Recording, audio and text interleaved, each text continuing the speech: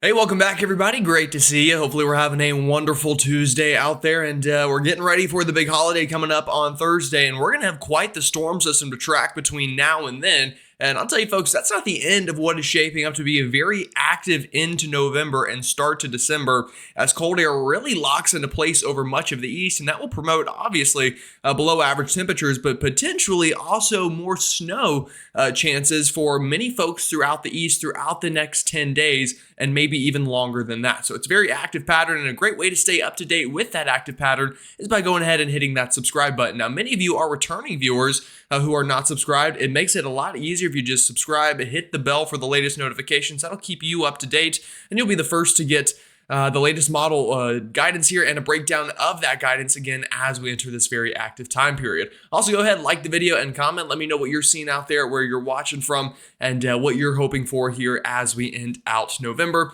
and start December. Alrighty, folks, let's go ahead and get started here, and we will start with satellite imagery as we normally do. And you can tell kind of where both storm systems are that we're watching. This is the first front. This has already crossed through much of the country. This is going to really begin kind of that first push of cold air through many areas here in the east. But behind it is storm system number 2. And that is our Thanksgiving Day storm, now slowly working onshore to the west coast. And that one's going to bring severe weather, winter weather, and rain on Thanksgiving Day itself. And that one's going to really impact travel for a lot of folks across the country. And again, after that, that's not the end. There is more on the way that we need to monitor. But right now, let's go and get down to what's happening out there. We've got heavy rain into much of the Northeast, even some ice and snow being reported into the higher terrains up near the Adirondacks through portions of Vermont and Massachusetts. With some freezing rain, sleet, and snow depending on your elevation, and heavy rain all the way back down into the Scranton area, down towards Philadelphia, and into kind of surrounding areas of the Northeast here, getting in on that very active precipitation. You'll notice that extending all the way down into the Southeast, into the Carolinas and Georgia, seeing that front work on through with some precipitation. Now back out west, again, this is the start of the Thanksgiving storm, and we're getting heavy snow to fall in the Sierra Nevadas, back into Utah, Nevada, even western Colorado, picking up on a lot of snow here. And I know you folks at those ski resorts are going to be happy to hear it. Elsewhere, though, heavy rain into the valleys and into the lower terrains. Now, because of all of this, we do have a pretty active watches, warning, and advisory map out there for many areas. So winter weather advisories up here into New Hampshire, Vermont, upstate New York. In fact, we've got winter storm watches now in effect just south of Buffalo and into the Tug Hill, where, again, lake effect snow is expected to pick up over the next couple of days here and really through the extended period, through the next 10 plus days. We're going to see a lot of lake effect as that lake effect machine cranks up. And because of that, we also have winter weather advisories through portions of the UP of Michigan. Now back out west, winter storm warnings through much of western Colorado into the higher terrains of Utah and then back into the Sierra Nevadas. Again, folks, I told you a lot of snow going to fall out here. It's coming down hard and heavy now, and it will continue to do so over the next day or two before finally we go into a bit of a lull out west. But that's just the beginning of the active weather into the eastern half of the country. Now today's Meteorology in Minutes segment, I want to talk a little bit about height values. Oftentimes you'll hear me or other people say at 500 millibars, at 850 millibars, 300 millibars. Well, what the heck does that even mean? Well, I want you to think of it like altitude. Now, technically, a height value, whenever we're using millibars, it's how far up we are in the atmosphere compared to how much mass there is in the atmosphere. So think about all of those particles and all of the gravity that's pulling that down. What you see is you see most of the mass at kind of the bottom column of the atmosphere, and then it gets thinner and thinner and thinner as you go up, and that's how our millibar chart works as well. So if you ever hear 1,000 millibars, and again, you can kind of look here at this column over here, you'll see where we have millibar numbers and then kilometer numbers as well. So 1,000 millibars, that's the surface. 850 millibars, that's a little more than a kilometer up, or around a mile up, maybe a little less than a mile. 700 millibars, that's about 3 kilometers, maybe 1 3/4 mile. And then you get up to about 500 millibars, and that's where a lot of the maps I show you are located. That's halfway up in the atmosphere in terms of how much mass there is. Or, a little less than 6 kilometers, give or take, some, but about 3 miles up into the air. And then you'll notice the 300, the 200, and the 100 are even higher up as you kind of have that exponential decay in mass. So that's what the millibar values means. Again, I know a lot of people say, all right, let's look at this 500 millibar map. What does that even mean? Well, again, that generally means the weather conditions about 3 or so miles above our head, or again, a little less than 6 kilometers. Depending on where you're watching from. But just figured I'd go ahead and break that down for you and kind of, explain that. I thought that'd be a good Meteorology in Minutes segment for today. All right, let's go ahead and talk about what's coming on down the pipeline now. So again, we're kind of in a 1-2 punch right now. We've got one storm in the east, another out west, but unfortunately the storm out west is also going to be number 2 punch for the east as we go into Thanksgiving. And you can see all that pretty well on our maps here. We've got, again, one piece of energy up into the east that is helping to produce a lot of the lift that we're seeing right now. It's helping to also kind of push this front on through. And that is also going to, again, start that lake effect machine. And we'll talk about that. Now, the other piece of energy, this is this afternoon, moving ashore out west, starting into Northern California. Eventually, that is going to work on through the Rockies and then kind of cross the country, and that will bring severe weather, winter weather, and rainfall depending on where you're watching. If we time that out here, move this a little bit further ahead into time, here's that first piece of energy. What I want you to notice about our energy out east, again, kind of the core of it here at 500 millibars is actually up into eastern Canada. So what this is going to do is eventually get low pressure up here, and that's going to get a lot of wind to rotate cyclonically, and what that does is pushes a lot of cold air over the Great Lakes, and that's why we're going to see a lot of lake effect over the next couple of days. In fact, really, I'd argue over the next week or two, as this pattern really locks into place. We're going to have a very high fetch, as we call it, and that's just the distance wind travels over a body of water. So you're going to get wind that goes over Huron, Superior, and then eventually into Ontario and Erie, into those lakes, and that's going to produce big-time lake effect snow bands over the period ahead. Now, we move it further ahead into time. There's our piece of energy out west, crossing the Rockies, getting into the plains tomorrow afternoon. And again, that likely to make some active weather for us. And then that crosses through and then gets on through the northeast. This is Thanksgiving Day itself, beginning to phase with a northern stream piece of energy and a deepening storm system crossing up through the northeast. That's when we'll get some heavy snow into the interior. We'll get heavy rain along the coast and along the I-95 corridor. And then behind that, another big burst of cold air works on through. And that's when we'll have to watch for more snow chances on down the road. All right, let's time it out for you here. This is the latest high-resolution rapid refresh model, and I think this will do a pretty good job for us of, giving you an idea of what's coming on down the pipeline. So again, today we've got this first front crossing on through. We get into this afternoon here. We'll get this into about 1, 2 o'clock again today, and you'll notice snow falling into the northern portion of New England. Also some ice mixing in there as well. But the whole front kind of sagging all the way back still into the Carolinas. So a couple showers down into the coastal sections of North Carolina, South Carolina, down into the PD, into the low country. Going to see some showers working on through for your Tuesday afternoon. But then overnight tonight, we begin to clear out and the lake effect machine begins. You'll notice these kind of wintry bands working on through first Lake Superior, then eventually off of Lake Ontario here, and you're seeing that up into the Tug Hill Plateau, up into the UP of Michigan, even the northern mitten of Michigan getting in on some of that snow here throughout the day, or really throughout this evening, I should say, and into your Wednesday. Now, that continues into Wednesday morning. Again, lake effect will continue, but you'll notice what's happening out west. Our storm system now crossing the Rockies, getting towards the eastern half of the country. We've got rain and even some snow breaking out across portions of Kansas, northern Missouri here for your Wednesday afternoon, even into Illinois, Indiana. And by the time we get around sunset tomorrow into your Wednesday evening, this is when things are going to become a little bit more wintry. You'll notice some snow beginning to fall here into portions of Illinois, Indiana, portions of Ohio even, and all that's going to continue to work eastbound here. And by the time we're getting around midnight Wednesday into your early Thanksgiving morning, a pretty good band of snow setting up here through western Pennsylvania, into Ohio, Indiana, and Illinois, and then rain to the south. And that's just the start of this storm system, folks. Again, it's going to be coming down hard and heavy eventually as that storm begins to strengthen. All right, let's go ahead and talk about the snowfall totals just between just for this first storm system. So this is now through 7 a.m. Thanksgiving morning, and you'll notice the highest totals here. Again, the key on the right-hand side, or I guess it's that side for you. The key on that side of the screen will show you what each color means. Sorry, and again, the highest total is going to be into the UP of Michigan, into the Tug Hill, but also you'll notice that band of snow in the morning of Thanksgiving beginning to show up here, maybe a dusting to an inch through portions of Illinois, Indiana, and Ohio. Again, so some pretty good snowfall coming out of this first storm system, but this is really just the appetizer for what's to come. And if we take a look out west, what's to come is already happening out here. So you'll notice, we'll move this further ahead into time.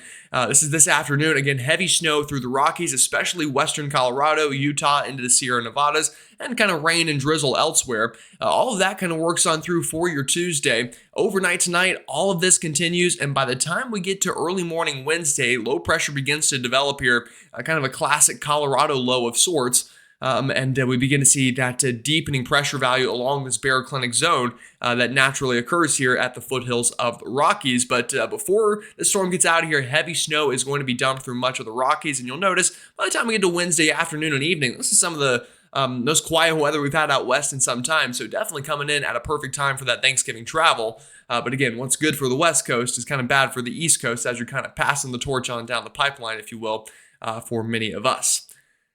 Now, snowfall totals out here, this is the next 72 hours. How much snow is going to fall? Well, again, depends where you're at. Highest totals, though, into the Sierra Nevadas, where a couple feet of snow could fall. Same story into the western mountains of Colorado here.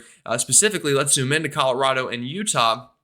And kind of Edwards, Colorado, further on down into areas just north of Durango, Colorado. And by the way, if I mispronounce any towns or names, feel free to tell me in the comments. I record these pretty early in the morning, and sometimes the brain isn't fully awake, and also I'm just bad at pronouncing names. So, I'll use the early morning thing as an excuse, but probably more so that I don't know how to pronounce things. But again, heavy snow. We're talking, mean of 28 inches on some of these highest peaks here. Same story up near Steamboat Springs. Again, a lot of snow on these peaks, but really just most of us in the West going to pick up on some snow in these higher terrains over the next 72 hours. All right, I think that sets us up pretty well for the Thanksgiving storm itself. Again, I gave you a little bit of a teaser there earlier, but let's go ahead and break it down a little bit more. So this is the latest European model, and I think it's doing a pretty good job of handling the upper atmosphere's environment here. And we'll get this into tomorrow morning. Again, as I mentioned, you'll notice over the northern section of the United States and over southeastern Canada, here's that upper level low. That's going to be bringing that wind, across the Great Lakes here through much of the next couple of days, and again, really even the extended period. So that's going to crank up the lake effect, but behind it, again, notice increasing wind values, a bit of a jet streak showing up here in the desert Southwest Wednesday morning. That's associated with our piece of energy out here that is going to be crossing on through and eventually kind of troughing out, as we say, or digging or amplifying here through your Thursday morning. So this is Thanksgiving morning. Notice again an increase in the jet stream here over the southern tier of the country, and that's going to help to increase a severe weather threat really starting as early as tomorrow. But I think especially Thursday is going to have a higher end severe weather threat as this trough gets stronger, that cold air advection gets stronger, and our low pressure begins to deepen. Then that crosses on through for our Thanksgiving time frame, and cold air rushes in behind it. You'll notice still this big, strong upper level low into really the Hudson Bay area. That's going to really, again, ramp up that lake effect snow. And I've been talking about that a lot, I know, but I think it's a pretty important point to kind of hit home here. All right, as I said, severe weather is a concern for Thanksgiving. This is actually tomorrow, so the day before Thanksgiving, a marginal risk up for Birmingham, Tuscaloosa, back down to Jackson and Meridian, really all along the I-20 corridor here, going to have the threat of some strong to severe storms. And this is probably going to include a tornado threat. So again, tomorrow, part of this threat is being driven by a tornado risk. So we'll need to watch for that for your Wednesday. And then I think for your Thursday as well, we're going to run that threat of severe weather. And you can see that here. In fact, a big area of severe weather from Raleigh, Charlotte, Greenville, Spartanburg, Atlanta, all the way down to New Orleans and into the panhandle of Florida under that marginal risk. And I'll be honest, folks, I've been looking at the setup a little bit more in depth here. And I would not be surprised to see this get bumped up to a slight risk by the time we get there. As the atmospheric conditions look pretty favorable for a couple tornadoes to form and some strong straight line winds. So not what you want to see on your Thanksgiving. Again, at one point it looked kind of chilly and wet out here, and then the next it looked a little more stormy, and that stormy kind of look on the models has locked in a little bit more here. So we will definitely need to watch out for that as we get closer into time. All right, timing out this Thanksgiving storm a little bit more in depth here. This is the latest NAM model. Let me back it up. I'm well ahead into time here. We'll kind of pick up where we left off on the HER model. This is Wednesday afternoon and into the evening. Again, you'll notice that precipitation breaking out across the Ohio Valley. A pretty good band of snow here. Again, I think through Ohio and the northern half of Indiana. And even kind of central Illinois here. This could accumulate 1 to 3 inches maybe, or a dusting to an inch probably for most folks. But then we get into early Thanksgiving morning. Actually, let me back this up a little bit too. This is Wednesday afternoon, folks. This is or really Wednesday evening, but this is when we'll need to watch for that severe weather threat in the south. Again, you're not seeing a lot show up on this model. I do think there will be a severe threat tomorrow, but again, I think Thursday is going to be the bigger threat when we have that bigger area to watch. So I did want to mention that briefly, but we continue this ahead into time. Overnight into the early morning hours. This is Thursday about 7 a.m. Eastern, probably the time you're waking up to start prepping the turkey. And we've got snow falling into northern Pennsylvania, again, still northern Ohio here, down into the Finger Lakes, the Catskills, up into the Adirondacks. Now, all rain for the I-95 corridor. You'll notice we get this into Thursday afternoon, and I think by the afternoon hours, this is going to become much more elevation driven. So in the morning, maybe even some of the lower elevations into the interior northeast will see some snowfall. You get towards the afternoon, I think it's really going to start to, that rain snow line is going to start moving up the mountain, if you will, but still seeing snowfall into New York State, Vermont, New Hampshire, this low pressure deepening Thursday afternoon. And this is when severe weather will be a threat. Our cold front is kind of locked in right into here. And you'll notice all of these storms firing into the southeast. Again, tornado threat will be there. So you're going to have a way to get watches and warnings on Thursday afternoon. And I know you don't want to see your local meteorologist breaking into coverage during the middle of the parade or something. But it is going to be a threat here on Thursday and something we need to watch for sure. And then throughout the evening, those storms cross through the Carolinas, Georgia, even southeastern Virginia. Snow continuing to fall into the northeast, getting heavy here. In fact, we could see winter storm conditions through Vermont, New Hampshire, up into northern Maine. Would not surprise me at all during the evening of Thanksgiving. And then the storm kind of begins to pull away by Thanksgiving night and then into the early morning hours of that Friday, Black Friday. But what do you notice picking up here? Look at this, another big round of lake effect snow. I mean, again, folks, this is a pattern, and we've waited all fall for this lake effect to start. It's coming, and I think it's going to come with a bang here for a lot of folks. And it's not just the NAM that's showing this. I'll show you the European as well. Same time frame here. We'll get this into, let me back it up, sorry. This is overnight Wednesday. Again, you'll notice rain and even, I think, again, some snow. It's going to be really close for Ohio, Indiana. Some of the models are a little more on the rainy side. Some are a little more on the snowy side. Kind of a boom or bust situation here where you could get just nothing and some slush, or you could pick up on maybe 2 or 3 inches. And by the way, I will break into regular programming here to tell you I will be live tonight at 6:30 Eastern. I meant to mention that at the beginning of the video, but I'll be answering all your questions there about this Thanksgiving storm and what's to come. So if you made it this far in the video, let me know. If you made it to the, what are we at, the 17, almost 18-minute mark. Again, I'll be live tonight at 6:30 on the channel. So if you live in this area and you want a better breakdown of what's coming, definitely tune in then and ask some questions. But again, European here. Bringing some of that snow, bringing some of that rain. Again, shows winter storm conditions Thanksgiving afternoon into the higher elevations of the interior northeast through the mountains of western Massachusetts, through the Catskills, the Adirondacks, into Vermont, New Hampshire, Maine. Again, these elevations probably 2,000 feet and above or so, give or take here. Seeing winter storm conditions, the coast, seeing windy, rainy conditions. Same story for the I-95 corridor Thanksgiving afternoon. So even if you're not in the snowy area, it's going to be unfortunate travel conditions really up and down the eastern seaboard. Whether you're in the southeast getting the severe weather or the northeast getting rain, wind, or snow, not a very good look for Thanksgiving travel. Then the storm moves on out of here again before dropping a lot of snow into portions of the northeast. And that northwest flow snow and that lake effect snow picks up Friday afternoon. And another thing I want you to notice, look at all of this blue. These are our height values I mentioned. I talked about Meteorology In Minutes a couple days ago. The smaller the number, the denser the column, the colder the column. We're down to 516 over portions of the Midwest. That's cold air, folks. And you're going to feel it for sure, I think, going into this coming weekend. And notice all that lake effect continuing over the weekend. And then a little clipper system. We're going to talk about that next. Shows up by the time we get towards the last day of November and into the start of December. All right, snowfall totals out here. This is 72-hour snowfall from Saturday night and beforehand. So this is really the winter storm itself plus whatever lake effect happens in that 72-hour period. And again, folks, I think the interior of the Northeast, we're going to have some big snow totals, maybe half a foot to a foot of snow into the highest terrains of Vermont, New Hampshire, up into northern Maine here, looking at a lot of folks at maybe half a foot of snow or so. And then you'll notice, obviously, these lake effect areas jumping out at you. The northern bit of Michigan here, into the UP. I mean, this is the meanest snow from our ensemble members and kind of the blend of models. We're talking a foot plus of snow, folks. So again, it's lake effect. So some places are going to see more than others. You folks who live up here know that.